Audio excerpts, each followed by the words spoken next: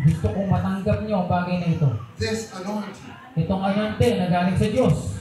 What is the anointing? Ano ba ang anointing na galing sa Diyos? Isaiah chapter 10 verse 27. Basahin natin. And it shall come to pass in that day that his burden shall be taken away from off thy shoulder, and his yoke from off thy neck, and the yoke shall be destroyed because of the anointing. Amen. At mangyayari sa araw na iyon na ang atang niya ay mahihiwalay sa iyong balikat, at ang kaniyang ipinasan sa iyong liig, at ang ipinasan ay maglalagpak dahil sa panahiran. Pinahiran. Hallelujah.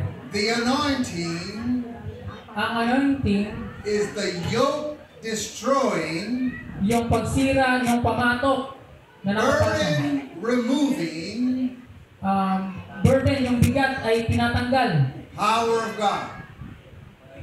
Power of God. Kapangyarihan ng Diyos. Power of God. Kapangyarihan ng Diyos. This anointing Itong anointing na galing sa Diyos destroys the yoke. ay sinisira yung pamatok na nakapatong. And sickness At ang sakit is a yoke. ay parang pamatok na nakapatong sa iyong leeg. You ever seen the Carabao Nakita mo ba yung farm?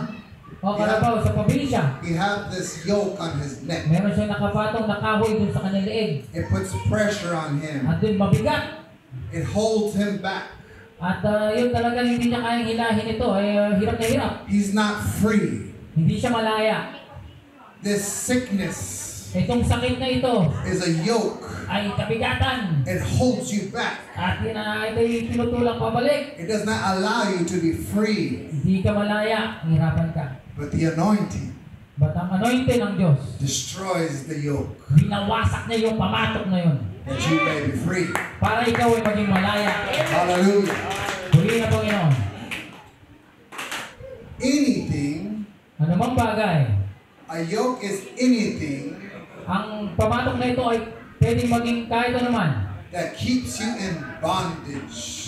na ito ay bagay na nagbibigay sa iyo ng gapos, ginagapos ka.